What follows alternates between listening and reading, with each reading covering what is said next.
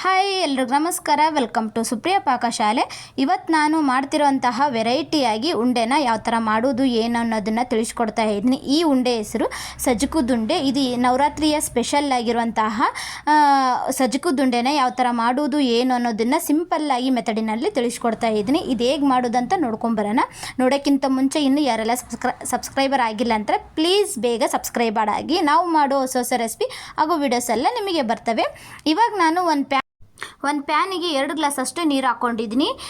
ಹಾಗೆ 1.5 ಕಪ್ಪಷ್ಟು ಬೆಲ್ಲ ಹಾಕ್ಕೊಳ್ಬೇಕಾಗುತ್ತೆ. ಬೆಲ್ಲ ನೀಟಾಗಿ ಕರಗೋ ತನಕ ಗ್ಯಾಸ್ನ ಲೋ ಫ್ಲೇಮ್ ಇಟ್ಕೊಂಡು ಮೆಲ್ಲಕ್ಕೆ ಬೆಲ್ಲನ ಕರೆಸ್ಕೊಳ್ಬೇಕಾಗುತ್ತೆ. ನೋಡ್ತಾ ಇದ್ದೀರಲ್ಲ, ಈ ಥರ ಬೆಲ್ಲನ ನೀಟಾಗಿ ಕರೆಸ್ಕೊಳ್ಬೇಕು. ಓಕೆ, ಬೆಲ್ಲ ಕರಗಿಸ್ಮೇಲೆ 1 ಕಪ್ಪಷ್ಟು ರವೆ ಹಾಕ್ಕೊಳ್ತಾ ಇದ್ದೀನಿ. ಕೇಸರಿ ರವೆ ಅಂತಾರಲ್ವ, ಉಪ್ಪಿಟ್ಟಿನ ರವೆ ಹಾಕ್ಕೊಳ್ತಾ ಇದ್ದೀನಿ. ಉಪ್ಪಿಟ್ಟಿನ ರವೆನೇ ಸ್ವಲ್ಪ ಜಾಸ್ತಿನೇ ಒಂದೇ ಸರಿ ಹಾಕ್ಕೊಳ್ಬಾರ್ದು, ಹೌದು ಗಂಟಾಗೋ ಸಾಧ್ಯತೆ ಇರುತ್ತೆ.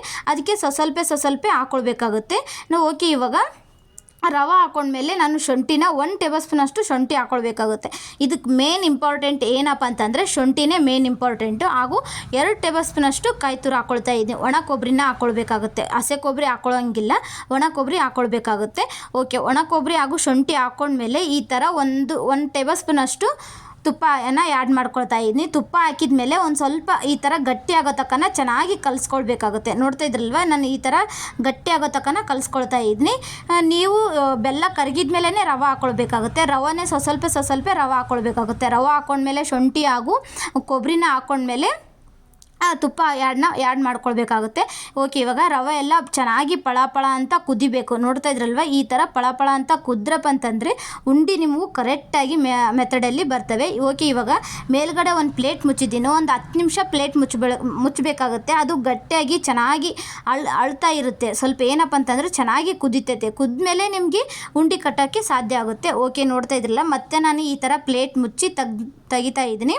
ಓಕೆ, ನೋಡ್ತಾ ಇದ್ರಲ್ವ ಎಷ್ಟು ಚೆನ್ನಾಗಿ ಆಗಿದೆ ಅಂತಂದರೆ ಈ ಥರ ಗಟ್ಟಿಯಾಗಿ ಆಗಬೇಕು. ಮತ್ತು ಇವಾಗ 1 ಟೇಬಲ್ ಸ್ಪೂನ್ ಅಷ್ಟು 1.5 ಟೇಬಲ್ ಸ್ಪೂನ್ ಅಷ್ಟು ತುಪ್ಪನ ಆ್ಯಡ್ ಮಾಡ್ಕೊಳ್ತಾ ಇದ್ದೀನಿ ನಾನು.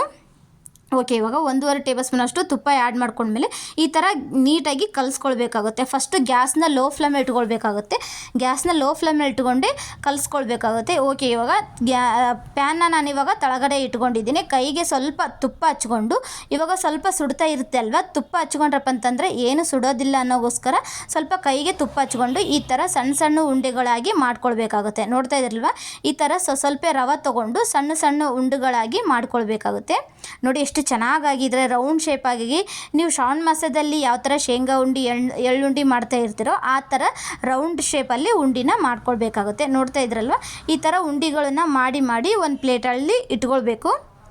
ತುಂಬ ಈಸಿಯಾಗಿ ನವರಾತ್ರಿಯ ಸ್ಪೆಷಲ್ಲು ಸಜ್ಜಕುದುಂಡೆನ ಮಾಡೋದು ಹೇಗೆ ಅನ್ನೋದನ್ನು ಇವತ್ತಿನ ವೀಡಿಯೋದಲ್ಲಿ ನಾನು ತಿಳಿಸ್ಕೊಡ್ತಾ ಇದ್ದೀನಿ. ಈ ವಿಡಿಯೋ ನಿಮ್ಗೆ ಇಷ್ಟ ಆಯ್ತು ಅಂದರೆ ಪ್ಲೀಸ್ ಲೈಕ್ ಆ್ಯಂಡ್ ಶೇರ್ ಮಾಡಿ. ಎಲ್ಲರಿಗೂ ತುಂಬಾ ಇಷ್ಟ ಆಗುತ್ತೆ ಅಂತ ಅಂದ್ಕೊಳ್ತಾ ಇದ್ದೀನಿ. ಈ ವಿಡಿಯೋ ನಿಮ್ಗೆ ಇಷ್ಟ ಆಯ್ತು ಅಂದರೆ ಪ್ಲೀಸ್ ಲೈಕ್ ಆ್ಯಂಡ್ ಶೇರ್ ಮಾಡಿ. ಇನ್ನೂ ಯಾರೆಲ್ಲ ಸಬ್ಸ್ಕ್ರೈಬರ್ ಆಗಿಲ್ಲ ಅನ್ನೋರು ಪ್ಲೀಸ್ ಬೇಗ ಸಬ್ಸ್ಕ್ರೈಬರ್ ಆಗಿ. ನಾವು ಮಾಡೋ ಹೊಸ ರೆಸಿಪಿ ಹಾಗೂ ವಿಡಿಯೋಸ್ ಎಲ್ಲ ನಿಮಗೆ ಬರ್ತವೆ. ಓಕೆ, ನೋಡ್ತಾ ಇದ್ರಲ್ಲ, ಇವಿಷ್ಟು ಉಂಡೆ ನಾನು ಒಂದು ಪ್ಲೇಟಲ್ಲಿ ಮಾಡಿ ಇಟ್ಕೊಂಡಿದ್ದೀನಿ. ಇವಾಗ ನಾನು 4 ಟೇಬಲ್ ಸ್ಪೂನ್ ಅಷ್ಟು ಪುಟಾಣಿ ಕಡಲೆ ತೊಗೊಳ್ಬೇಕಾಗುತ್ತೆ. 4 ಟೇಬಲ್ ಸ್ಪೂನ್ ಅಷ್ಟು ಕಡಲೆ ಹಾಗೂ 2 ಟೇಬಲ್ ಸ್ಪೂನ್ ಅಷ್ಟು ಕೊಬ್ಬರಿ ತೊಗೊಳ್ಬೇಕಾಗುತ್ತೆ. ಇದು ಒಣ ಕೊಬ್ಬರಿನ ತುರಿದು ಒಂದು ಸೈಡಲ್ಲಿ ಇಟ್ಕೊಳ್ಬೇಕಾಗುತ್ತೆ.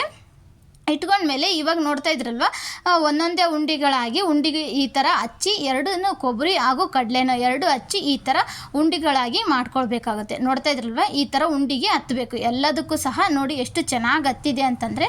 ನೋಡ್ತಾ ಇದ್ರಲ್ವ, ಇವಾಗ ಉಂಡಿನ ಒಂದು ಪ್ಲೇಟಲ್ಲಿ ಸರ್ವ್ ಮಾಡಿದ್ದೀನಿ. ನೋಡಿ ಎಷ್ಟು ಚೆನ್ನಾಗಿದ್ದಾವೆ ಸಜ್ಜಕುದುಂಡೆ ಅಂತ. ಇವತ್ತಿನ ರೆಸಿಪಿ ಸಜ್ಜಕುದುಂಡೆ ನಿಮಗೆ ಇಷ್ಟ ಆಯ್ತು ಅಂದರೆ ಲೈಕ್ ಮಾಡಿ, ಶೇರ್ ಮಾಡಿ ಹಾಗೂ ಫ್ರೆಂಡ್ಸ್ಗೂ ಫ್ಯಾಮಿಲಿ ಮೆಂಬರ್ಸ್ಗೆ ಶೇರ್ ಮಾಡಿ ಅಂತ ಕೇಳುತ್ತಾ ಮುಂದಿನ ಹೊಸ ರೆಸಿಪಿಯೊಂದಿಗೆ ಮತ್ತೆ ಬರ್ತೀನಿ. ಓಕೆ ಫ್ರೆಂಡ್ಸ್, ನೋಡ್ತಾ ಇದ್ರಲ್ವ ಎಷ್ಟು ಚೆನ್ನಾಗಾಗಿದೆ ನವರಾತ್ರಿಯ ಸ್ಪೆಷಲ್ ಆಗಿರುವಂತಹ ಸಜ್ಜಕುದುಂಡೆ. ಓಕೆ ಫ್ರೆಂಡ್ಸ್, ಮುಂದಿನ ಒಳ್ಳೆಯ ರೆಸಿಪಿ ಒಂದಿಗೆ ಮತ್ತೆ ಬರ್ತೀನಿ. ಓಕೆ, ಬಾಯ್.